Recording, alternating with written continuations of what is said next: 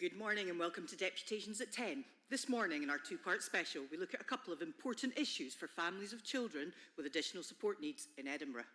Later on in the show, we're going to take a detailed look into the mistruths and blunders of the last 6 months in the world of holiday hubs. There are fresh calls for councillors to take control of the situation, as it appears that officers are making too many sensitive decisions without committee approval, leading to a crisis of trust. First though, over to a special panel in our studio where our reporters from Repair are here to answer a few questions around the inclusion review. Gary, at Repair headquarters, are you happier now after the consultations of the revised report? Thank you, Carolyn. As you know, one of our biggest concerns in the network was accountability of staff in schools and who was managing the teams. This seems to now be covered in the 5 additionally centrally based roles, but they are huge roles and will need to be monitored carefully. We still have questions surrounding how staff will be allocated across the schools and how monitoring will be recorded and compared, how often the teams will meet and whether this will be factored into the head teacher's timetabling. Thank you, Gary. And has the consultation been satisfactory in your opinion? I think there's been a great amount of consultation done in what has essentially been a short amount of time. It's been very reactive as well, with further roundtables added along with the parent council feedback. It's not been perfect, but it has been a vast improvement. Indeed. And Emma, I believe there are some concerns around the assessment of the process. Yes, it's very important to have clear, shared standards for school self-assessment in order for parents and staff to have any confidence in the results. Otherwise, it'll just be head teachers marking their own homework. So we would appreciate more details on this. That's a good point, Emma. I understand that there have also been questions raised about scheduling. Can you tell us more about these? Of course. There are concerns that ASL staff may find themselves being used for tasks outside their remit, such as general class cover, due to staff shortages. And we understand that the new ESO roles will be monitoring this, but in our opinion, it is a major concern. Although the reforms aim to move ASL staff closer to children, might they perhaps end up having the opposite effect in some cases? Rachel, I believe you have questions surrounding the rollout. Yes, we wonder if there are plans to roll out the new structure gradually or to pilot in one locality first.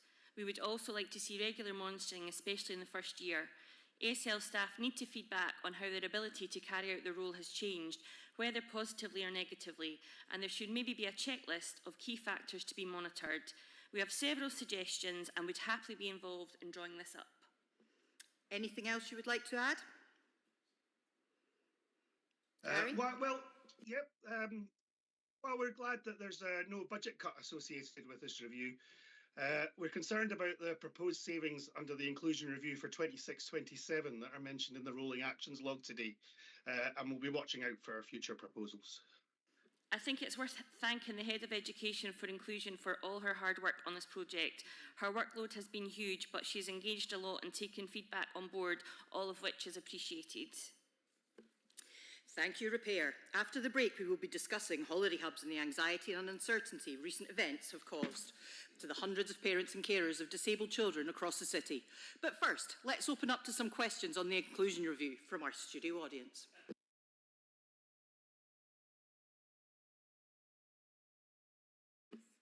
Welcome back to Deputations at 11. Our reporters have now pieced together the events of the Holiday Hubs drama over the past year, from conversations with the many families affected. All parts are played by actors, and some details have been changed to protect identities. Good morning, Holiday Hub Helpline. Hi, are applications open yet for this year? Yes, letters have gone out to all schools and previous users. I haven't received one, and my child has been going for years. Well, they have gone out now to all head teachers and previous users, so feel free to apply now. Okay, but our school has told me they haven't received anything. Could you possibly send it to me? If you could just ask your school for the link. Hello, Holiday Hub Helpline. Yes, how can I apply for my child, please? She's going to start P1 this year. Oh, I'm sorry, you can't. She's not eligible because she's not in primary school yet. But your information says that new P1s are eligible.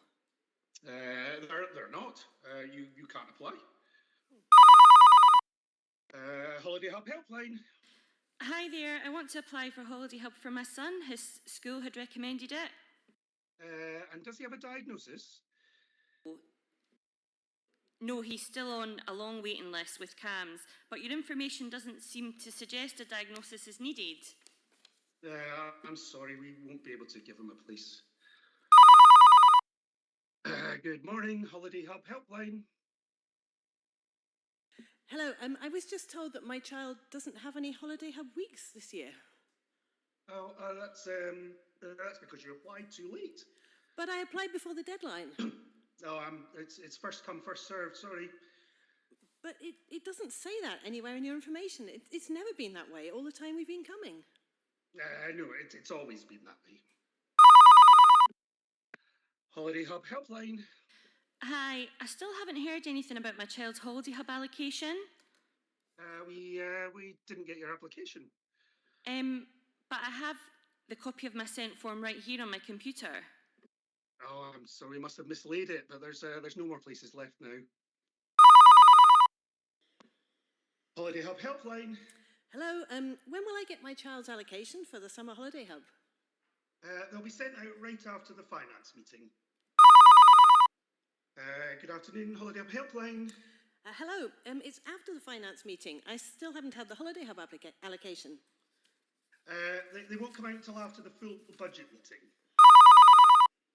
Good morning, Holiday Hub helpline. Hello, the budget's been approved. We still have no allocation. They'll be out by the 10th of next month. Okay, and then we'll hear the rest of our 4-week allocation for the year? Yes. Holiday Hub helpline. Hi, I've received my email with my allocation. I seem to have only received 3 weeks in total for the year. We don't have as many places now because the Braeburn Hub is closed. Oh, why has it closed? We weren't told about this. My goodness, I hope my employer will agree to me having some unpaid leave. My son will struggle without the extra week to break the holidays up too. I don't actually know what to do now. It was only temporary post-COVID. But we've used it since 2018. Anyway, councillors agreed it at the last committee. I was there and they didn't.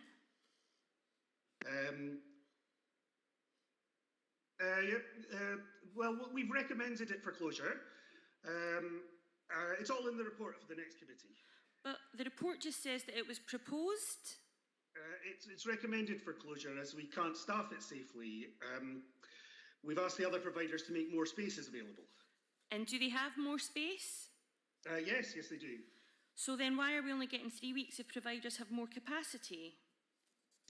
Because the number of applications have risen year on year. But the figures you gave to full council last week show applications have dropped.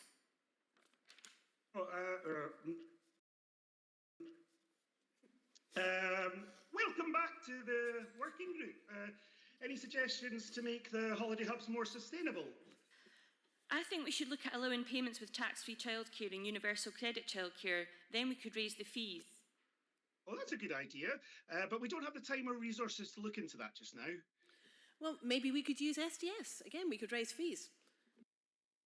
It's also a good idea, but we don't have time or resources to look into that just now.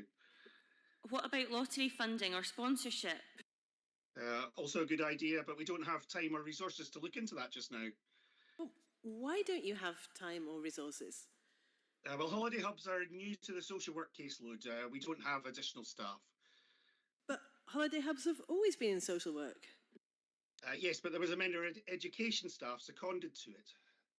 Okay, haven't you advertised for a manager? The advert is ready to go out straight after the budget is agreed. But your boss approved the recruitment of a manager in the first working group meeting at the same time as minutes were promised, but you didn't have the budget for that either. Have you got any suggestions? Have you thought about using family to look after your children? Of course we have. Don't you think we've tried everything? We'll put all your views into the report, which you'll get the chance to comment on.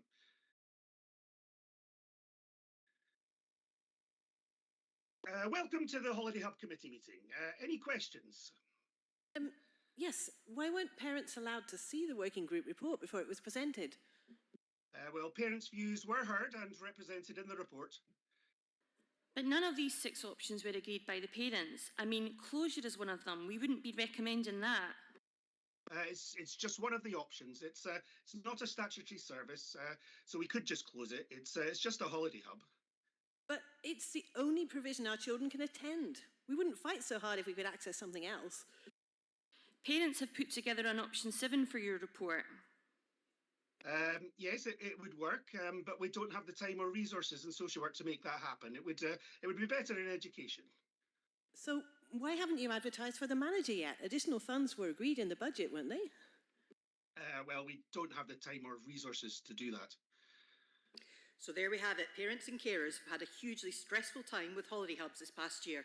Most are scrambling around to find additional support for the long summer break. Some parents are having to take unpaid leave to cover this time, reduce their working hours or change jobs. Out of pocket and out of support. Lack of spaces, lack of communication and lack of respect. Those are the headlines today. Will the report be approved? Will Braidburn Holiday Hub close? Will councillors take back control? Tune in later today on Council TV to find out. This is Carolyn Sampson with Deputations at 11, live from the City Chambers. Signing off. Now back to the studio with Joan.